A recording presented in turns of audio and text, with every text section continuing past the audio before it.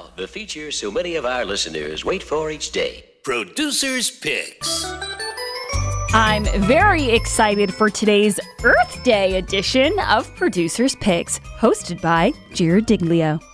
All right, we'll start out. Scott actually just mentioned it. Yes, today, the Democrat-controlled House voted along party lines and passed Bill H.R. 51, which would grant Washington, D.C. statehood.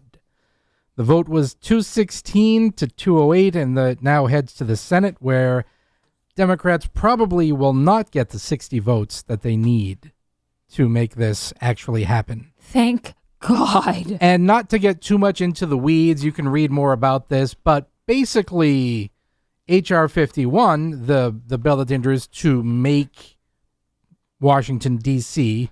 the 51st state, you pretty much have to get rid of the 23rd Amendment, which gave them electoral votes in the first place, and create a new amendment, essentially. So the chances of them actually doing this are pretty slim because, I mean, despite the fact that Joe Biden said no amendment is absolute, it's pretty tough to get rid of an amendment. Yeah, but don't count them out just yet, Jared. They're a certain kind of crazy that can really accomplish a lot. They are very much a certain kind of crazy. All right, more news in the Senate. The COVID-19 Hate Crimes Act I saw this. Has passed a vote of 94-1. Missouri Senator Josh Hawley was the only no vote, or the only nay vote on that one. I saw this on Newsweek, and I clicked on the article to find out what this even meant, a hate crime COVID bill.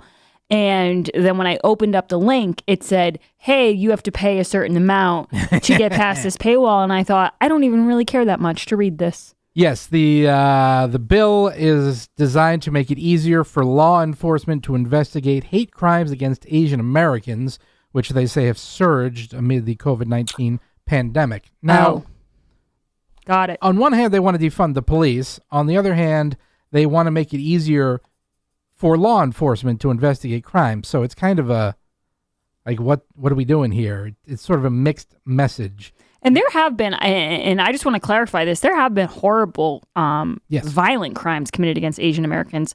So I don't want to downplay that at all. But, we should also acknowledge the fact that a lot of these hate crimes are committed by Black people. Oh, don't say it. I can say it. Racism. We have to be able to acknowledge facts in this country without throwing out labels to people and calling them racist. I mean, oh, no, not reality. Somebody stop him. I mean, that there's a huge proportion of these crimes that are Black people committing crimes against against Asian American people. Eddie Scarry wrote pieces about this months before the mainstream media picked it up. And the only time the mainstream media picked it up was when they thought a white man had a mass shooting incident at a spa, and they wanted to say that was because of anti-Asian prejudice. And it didn't really end up going along those lines because he said he had a sex addiction. But I feel for Asian Americans because there's so many incidences where the media doesn't touch it because they don't want to have to say, oh, the attacker was Black, but they have no problem touching it when they think the shooter was white. And he was white. And another interesting side note to this bill, Senators Cruz and Kennedy entered an amendment number 1456, which would prohibit federal funding for any institution of higher learning that discriminates against Asian Americans in recruitment, applicant review, and admissions. It was voted down by the Democrats. Oh, jeez. So, there you go. All right. Well, you did mention it's Earth Day, everybody's favorite pseudo-holiday for the past 71 years, which is a good time to mention Ira Einhorn. If you're not familiar with Ira Einhorn, he is one of the co-founders of Earth Day, and in 1977, he also killed his girlfriend and left her in a trunk to decompose until the police found him. He was in jail, and he died April 3rd last year, according to natural causes. So read up on Ira Einhorn. He's a good lefty. Can I add something in for Earth Day? You may. Gavin Newsom tweeted out today a picture of him standing on a dry piece of land.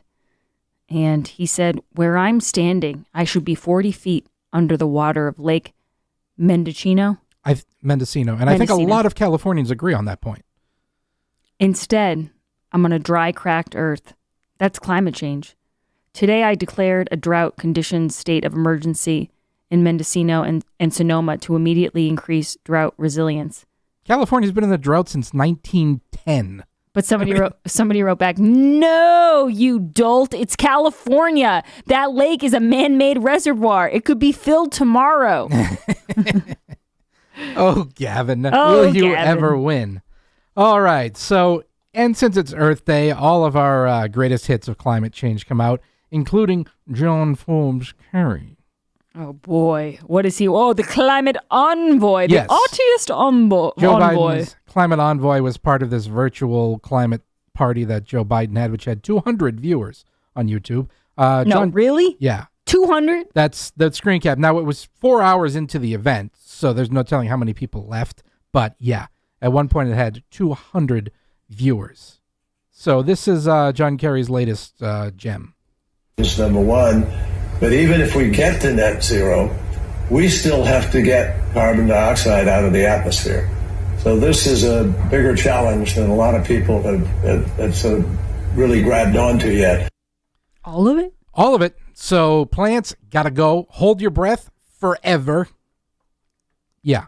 We have to get carbon dioxide out of the atmosphere altogether. Selfishly, I'm happy that he's making these remarks because I am working on a piece that involves John Forbes Kerry, and I have to kind of go through his greatest hits. And that might be he really is a case study in failing upwards. He keeps getting these big time jobs, and it's wacky. It's wacky. All right, track 2 of Climate Change's greatest hits. Greta Thunberg dropped another video message for, I don't know. I think this one actually, she's talking about the Biden administration, and she's kind of calling them out like they're not going to follow through, which is kind of cool. But anyway, this was Greta today. You still have time to do the right thing and to save your legacies. But that window of time is not going to last for long. What happens then? We, the young people, are the ones who are going to write about you in the history books.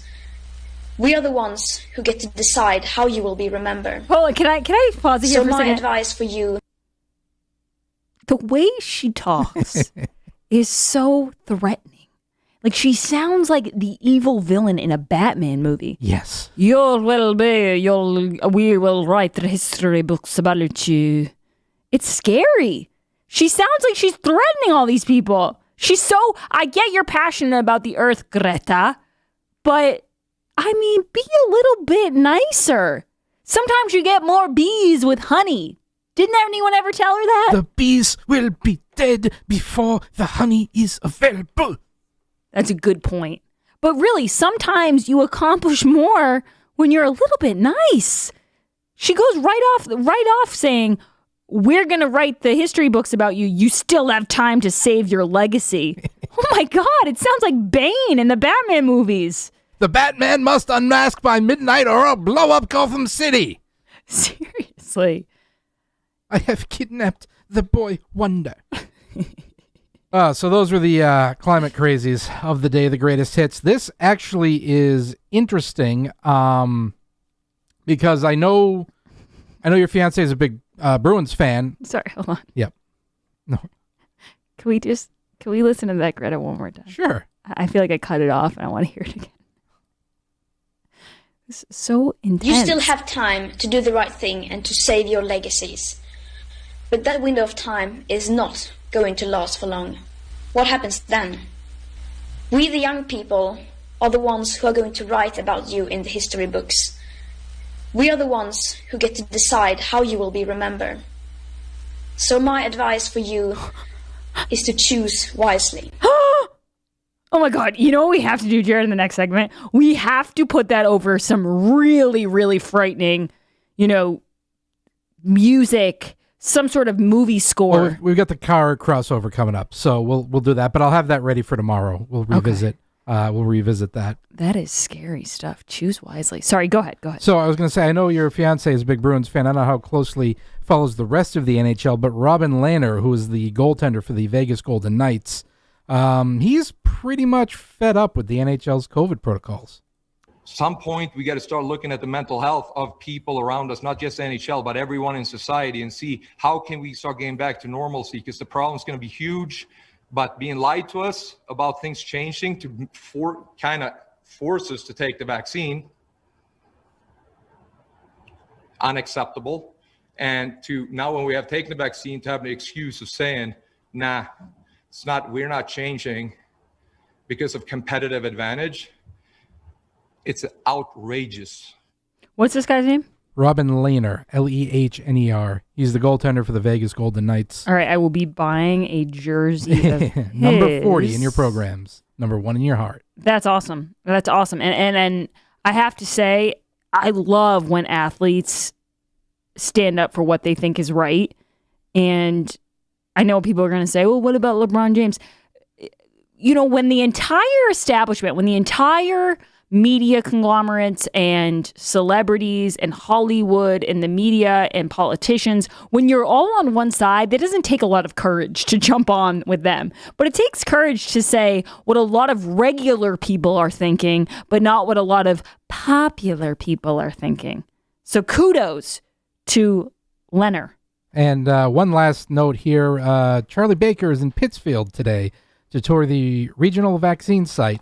Credit to Kirk Dorr on Twitter, who tweeted, he should drive a few minutes more to visit the Soldiers' Home in Holyoke, where at least 76 veterans died from COVID. Good point at Kirk Dorr. Wow. Very good.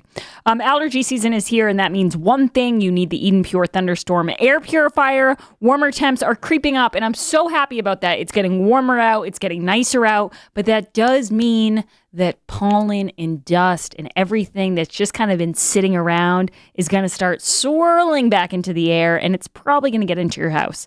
Now, there's a solution to this problem. I'm going to hold it up for the camera right now. The Eden Pure Thunderstorm is fantastic because we all have to emit CO2, so what are you going to do? You need clean air. Climate change people, this is where the real clean air deal is at. This gets rid of pollutants, it gets rid of allergens, gets rid of viruses and odors. You are breathing clean, ionized air, just like after a thunderstorm, just like we had last night. You have that clean air. And Jared, last night you asked your girlfriend if she actually had turned on the thunderstorm because it had rained out and it smelled so nice from the rain, and you thought maybe she had turned the thunderstorm on. Yeah, she opened the windows after, and I was like, oh, did we turn the thunderstorm on? And she's like, no, that's just an actual thunderstorm. So it really does smell like a thunderstorm. Many use it to remove pet smells. For pollen, pet, kitchen, musty basements, tobacco, or any unwanted odors, you need the Thunderstorm. Right now, you can get the Thunderstorm at the lowest price available. Just use code word GRACE, and you'll save an additional $10 off the sale price and get free shipping. Go to EdenPure.com, click on the radio banner, and put code word GRACE at checkout. That's EdenPure.com, radio banner, and code word GRACE. We'll be back on the other side with Howard Lawrence Carr. Do not go anywhere. It's The Grace Curley Show. The Grace Curley Show will be right back.